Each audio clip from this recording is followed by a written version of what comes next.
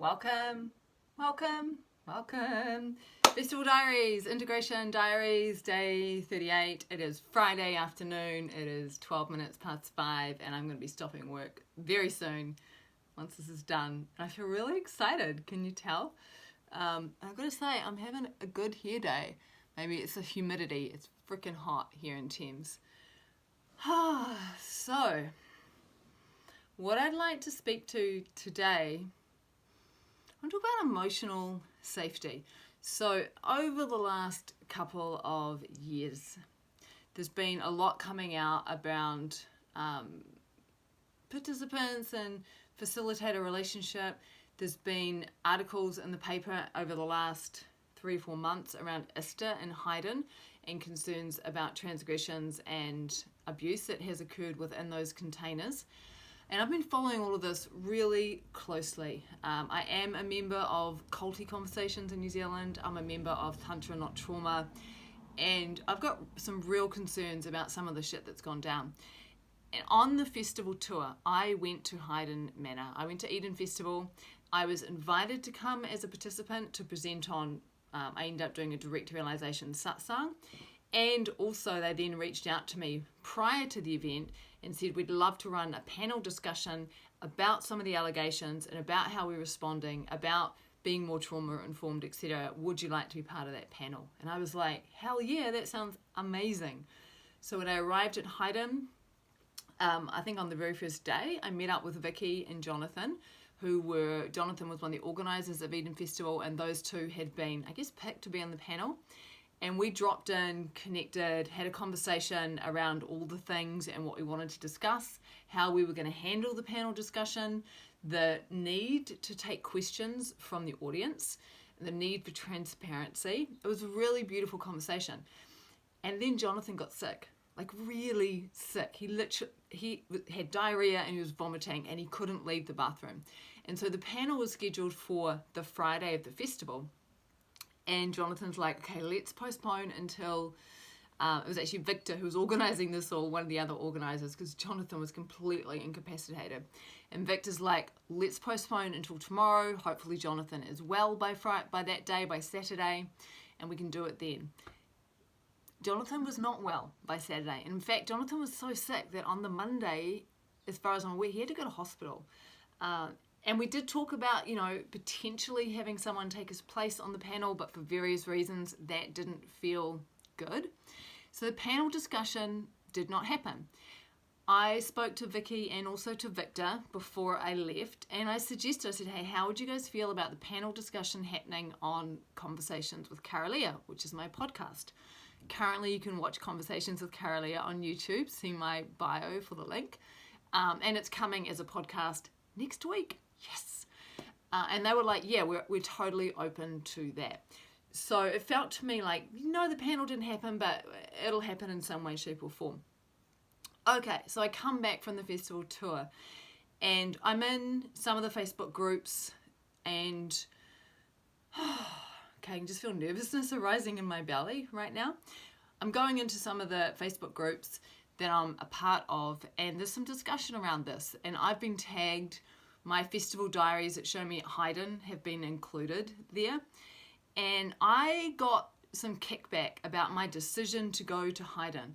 People were concerned that me being there, particularly as a presenter, was endorsing what was going on, and some people really feel like Haydn should be shut down and ISTA should be destroyed in essence because of some of the stuff that's happened. Now, I don't hold that same view, or at least I'm still open-minded around it. I have a real curiosity around what is happening, and I'm really interested about malicious intent. And the thing about ISTA and potentially Haydn is that they're working with sexuality, and sexuality and sexual energy is the most intoxicating and possessive energy that there is.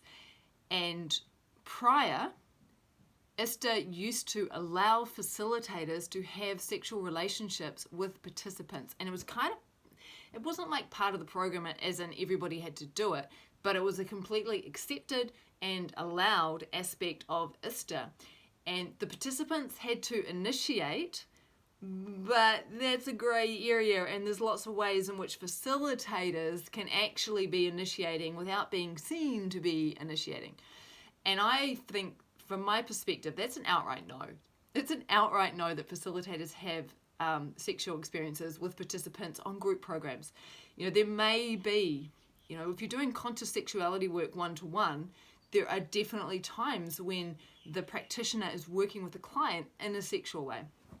Anyway, I do know that ISTA has now stopped that. So that's been one of the responses, is that ISTA has reviewed their policies and decided it's way too problematic and opens people up to way too much stuff to allow facilitators to have sexual relationships with participants. Because facilitators, the thing about ISTA is that it's not a very organized organization. And I don't mean that in a derogatory way. I just mean that there's facilitators, there's lead facilitators, there's assistant facilitators, there's organizers, and when an event takes place, it's like an organizer decides in their particular area, hey, let's run an ISTA level 1, and then they gather the lead facilitators and the assistants, and then it kind of happens.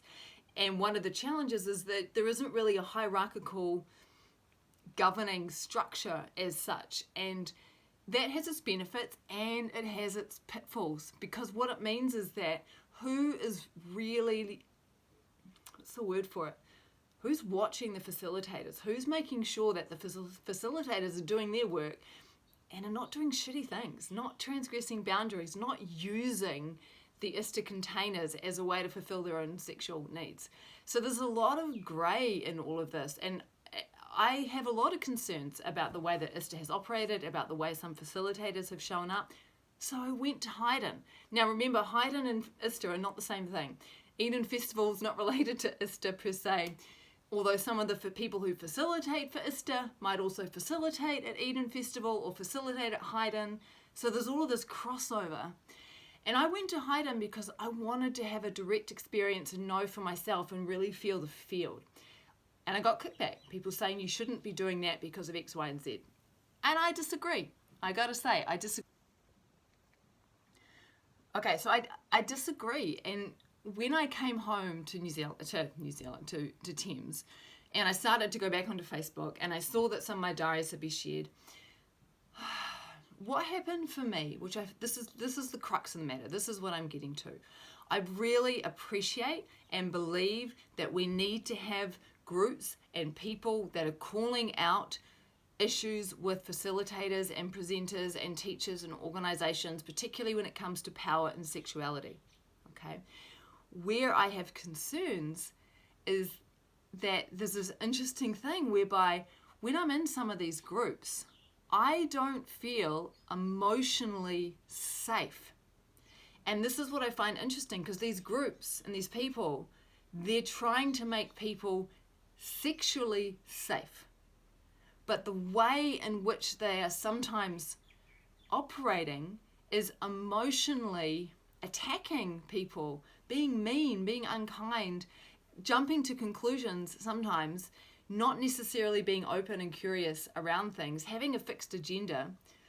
And this is something I've noticed for myself, is that I don't feel emotionally safe in some of these groups. And I feel like this is a real paradox. So what it brings up for me is,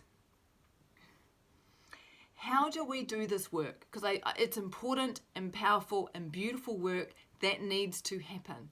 And I do see Haydn and ISTA listening, receiving and responding. And I also see ways in which particularly some members of ISTA are deflecting, dismissing and victim blaming, right? All of this is going on. And what the question I ask myself is, how do we hold people to account in a way that we're still operating from a field of love, where we can love the people whilst, what's the word? Not dismissing their behavior, condemning. Well, we love the people and condemn their behavior. Because this is what feels really important to me. When I went into that group and I saw what had been said about me and I felt the energy behind it, it just made me feel really awful and icky. And, you know, it was kind of like, guys, can you be kind? Can you be loving? Can you be curious? Can you be open? And then the other thing that comes up for me is like, fuck, am I like tone policing how people respond to these things? Because I also recognize, particularly for the people who have experienced transgressions of boundaries, outright abuse, etc., they need to be able to freely express and say what happened to them and be held in a safe space, you know, and they're owning their experience when they do that. So there's a lot that's going on in me around this right now, and this is part of kind of the integration of the festival experience, particularly going to Haydn and being in some of these groups, and then with my podcast, Conversations with Kara-Leah. I have an episode coming out where I talk to Ali Wild, who was involved with ISTA for 11 years. She was an assistant and then a facilitator. She has some regrets, you could say, about how she sometimes worked as a facilitator and about the culture. So I'm holding this space. I'm also, like I said, I'm also hoping to interview Vicky and Jonathan from Haydn. I haven't yet, but I'm contemplating reaching out to Des Nichols and to Bruce Lyons and inviting them to be on the show. And, you know, if someone contacted me who had been transgressed against or abused and was like, I want to talk, I want to be heard, I want to be seen, then I would absolutely consider having that person on the show as well. I want us to have a big conversation together out of love to orientate to truth for the well-being of all beings, and ask ourselves, how do we respond to this situation with care? How do we look after each other? How do we hold the transgressors, right, the perpetrators, to account with love? How do we support and care for the people that have had these experiences happen to them? That's where I'm sitting today. Alrighty, so much love to you all. This was Festival Integrations Diary, day 38. And remember, I'm closing this series off on day 40, so watch the rest because you won't regret it.